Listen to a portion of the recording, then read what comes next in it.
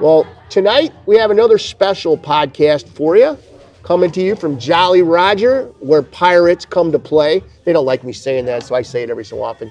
But tonight we have the new incoming Vice Commodore. He can introduce himself. Well, good evening, good morning, wherever your world Oh, you is. sound like you're on the Truman Show. That's a didn't they say that? Good evening, good afternoon. Anyways, go ahead. My name is Gerry Gates. I'm the new Vice Commodore for Jolly Roger Sailing Club. And tonight is the dinner for installation. What would make anybody want to be a Vice Commodore at a club? Did you hit your head on your boat or what? That's a really, really good question. You know what? There's no pay. If they don't like me, I'll give the check back. There you go. They could double your salary too. Yeah, absolutely. No, I don't. I guess it's something that you would want to take and be part of and do for the good of the organization. It's like, it's very difficult, honestly, to get people to step up and do things. And I decided that in the middle of last year that I would come forth and put my hat in to try to further develop the club and hopefully enhance what we do at Jolly Roger. I know it's very much appreciated because you're right. It is hard to find people to commit to that because it is a lot of work, and it's kind of a thankless job because when things don't go the way that people want, you guys are the ones they point the fingers at and call you blockheads. And anyways, of course, in some cases, like Phil's case, it might be deserved, but So I mean, how long have you been a member of the club? Let's go with that. I joined the middle of last year. Okay.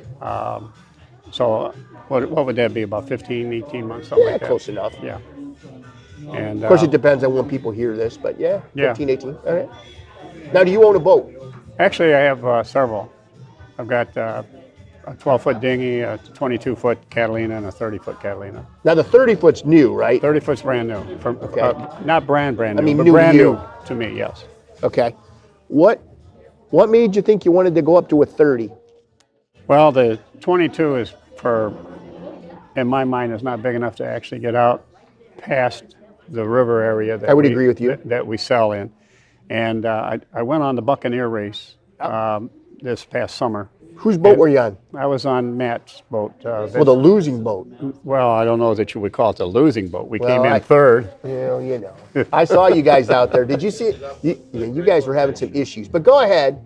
By the way, I came in second, just if you didn't know, and Matt came in third. Anyways, go ahead. I found the pliers. Thank you. And that was our Commodore, Phil Fry, who keeps interrupting the podcast, and he hasn't even started drinking yet. Anyways, But now I know. Go ahead. But to continue with the story, yeah, I did the Buccaneer race last year. Yeah. Had such a blast out on the Yes. Lake Erie, and I thought, there is no way in the world my wife is going to enjoy bouncing around in a 22 out there on Lake Erie.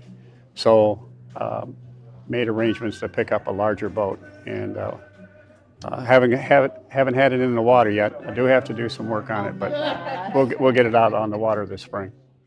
Now, does your wife like to sail? I would say she enjoys it as long as she understands what to do. And she's new to sailing. I sailed some 40 years plus ago. So I have a pretty good understanding of what needs to be done and what to do, just rusty in areas. Where my wife is totally brand new. So we went through the sailing classes that Jolly Roger offers. And I highly recommend that to any new sailor, or even older sailors. I would agree. Could benefit. But she went through that, thoroughly enjoyed it. May not fully comprehend everything, but at least she has a basis now of knowledge that she didn't have prior to going to those classes. Now, the problem is when my wife sails with me, she thinks I'm yelling at her because I say, get over there, grab that. And so I think sometimes us guys have to be a little more careful about how we give instructions. I would agree with that.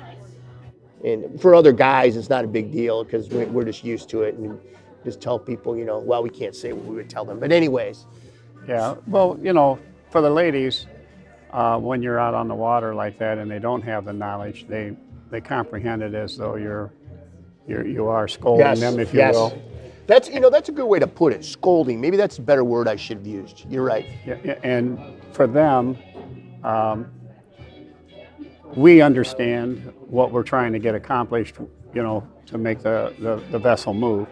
And they may not truly understand where the wind's coming from, how to tell where to put the sails and different things like that. So just like when we were younger and we were learning to sail the first time, that's probably how we should take and address it and look at it, as though we are, again, learning all over. And so we're actually learning to communicate to them how to become a sailor on the water.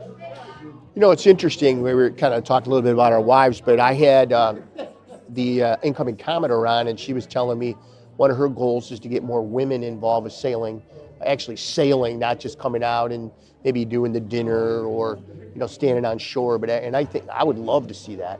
I did a podcast on women in sailing, and it was fascinating. We have a member in our club, I think, who's 85, Betty Man Warren, and she's talked about sailing. And then we have just a number of ladies. We have Bill Owen's wife, who's quite an accomplished sailor. So what are you going to do? Are you going to keep 3 boats?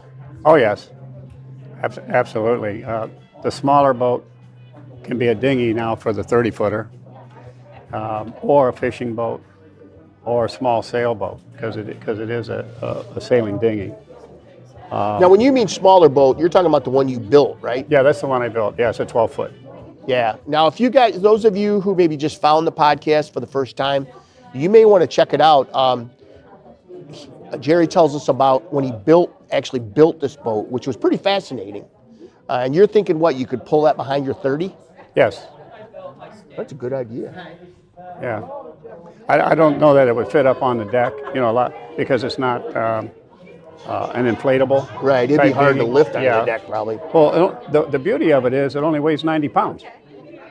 As big as it is. I know you're looking at it over there. We have it here in the hall at the installation dinner. 90 pounds? But the boat itself only weighs 90 pounds. A lot of those pounds. dinghies, even those inflatable things, weigh more than 90 pounds. Yeah, it's very light. It's totally 90 pounds.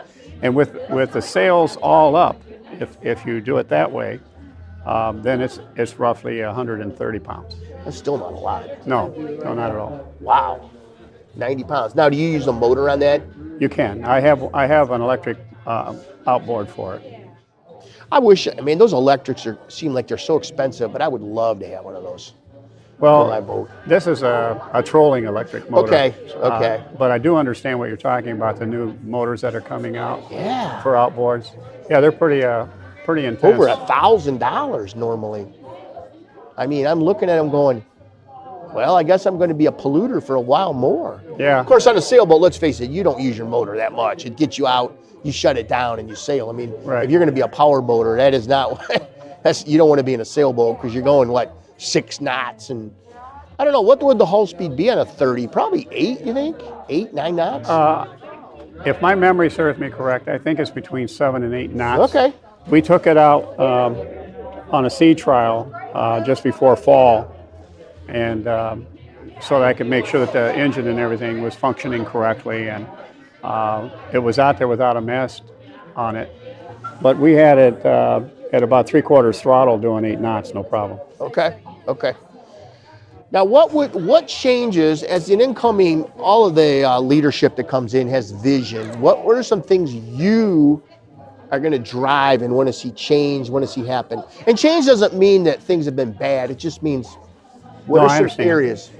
That's really a tough question for me to answer at this juncture, because the club, to me, currently, is such a fine, well-oiled machine that I'm not sure, what avenues. Now, little things might be tweaked. As an example, I was thinking we could do raffling 50/50s at meetings, which aren't currently being done. Okay.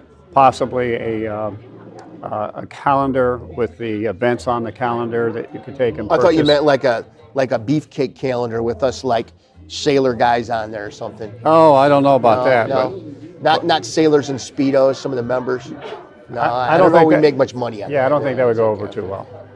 But at any rate, having a calendar that would have all of the dates of events on Yeah. it, so that a lot of people would like to just flip through and say, oh yeah, well maybe I could do that or do this or whatever.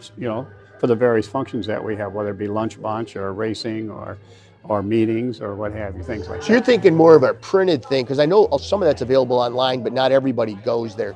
So you're thinking also maybe have a few, ones who might be able to sell and make some money. Maybe Yeah, well, buy a that's what calendar for $15 or $20. Yeah, that's what I'm thinking. You know, like Ken Saban is an excellent photographer for the club. Excellent photographer. And we could have various photographs around the perimeter of the calendars and one big main one on the upper sheet. Yeah. So I've got some ideas about that kind of Yeah. thing, of doing that kind of thing. I'm ready to buy you your triple. Now, right now, while we're on the podcast, we also have one of our members, Bonnie, who's getting involved. We're going to leave this in. No, we won't. We'll edit this out. Don't worry about it. Don't worry about it. Well, yeah, you're going to buy me a drink because they're free tonight. Cheapskate. Yeah, cheapskate. Anyways. So I agree with you though. Maybe change was a bad word. I guess enhance, because you're right. Right now, our club is probably one of the healthiest it's ever been. The numbers are up. You know, financials are good. We have members that get involved. I know you guys had a number of work parties this year where we had in excess of 20 people showing up to pull docks and do stuff like that. And when I started, you'd be lucky to get 8 or 10. Yeah, and the other thing I've noticed too is that in just a short time I've been here, the membership has grown. I'm going to say safely 15-18%. I agree with you. And you know, a dying club does not do those kinds of things. I agree. With numbers. So our club is definitely a healthy club. I agree. It's a club that welcomes people. It's a club that trains people. And it's a club that helps people. So all of those kinds of things is what makes for the enhancement of new members coming into Jolly Roger Sailing Club. I agree. Well, thanks for your time. Thank you for having me. Good luck next year. We'll be around watching. Have a good evening. Thank you.